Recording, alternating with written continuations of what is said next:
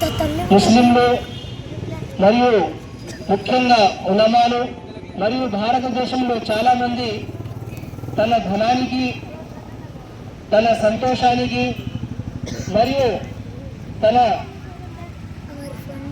ప్రాణానికి ఈ భారతదేశానికి అంకితం చేయడం జరిగింది.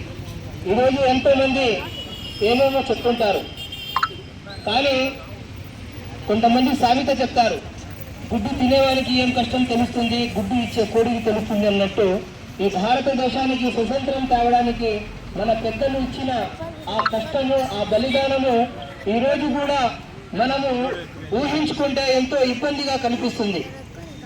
ఇలాంటి ప్రాణదానం చేసిన పెద్దలు మరియు అమరవీరులు ఇలా వాళ్ళ గుర్తింపు మన నంద్యాలలో అబుల్ కలాం ఆజాద్ మినార్ కట్టడం జరిగింది. ఇదే కాకుండా నంద్యాలలో ఇలాంటి అమరవీరుల ఎన్నో గుర్తింపులు కట్టాలని కూడా పెద్దలతో చర్చించాలని నేను నంద్యాల ప్రజలకు కోరుతున్నాను. ఇంకోటి ఏమిటంటే, భారతదేశానికి స్వతంత్రం ఇవ్వడానికి అంగ్లీయులు ఇక్కడ ఎంతో మంది కులాలు ఉన్నాయి, ఇక్కడ రాజ్యం ఏలడం చాలా ఇబ్బంది అని చెప్పడం జరిగింది.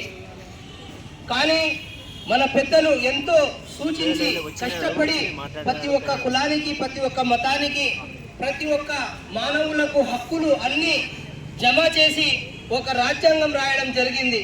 ఆ రాజ్యాంగం ద్వారా మనము భారతదేశంలో సుఖ సంతోషాలతో ఉంటున్నాము.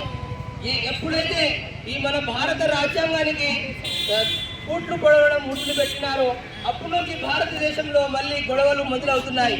కాబట్టి ప్రజలు ప్రతి ఒక్కరూ కూడా మన భారతదేశంలో ఎవరైతే రాజ్యాంగానికి పాటిస్తారో అలాంటి నాయకులకు, అలాంటి పార్టీలకు ప్రాధాన్యత ఇవ్వాలని నేను ఈరోజు ఈ దినోత్సవ శుభాకాంక్షల్లో సందర్భంగా ప్రతి ఒక్కరికి నేను ఒకటే కోరుతున్నాను. మన భారతదేశంలో రాజ్యాంగం ఉంటే సుఖ సంతోషాలు కూడా ఉంటాయి. ఎప్పుడైతే రాజ్యాంగం తుడిచిపోతాదో అప్పుడే ఈ గలాటలు, సుఖం, సంతోషాలు అనేవి చుడిచిపోతాయి. కాబట్టి మనమందరము భారత రాజ్యాంగానికి కాపాడుకోవాల్సిన ఎంతో అవసరం ఉంది.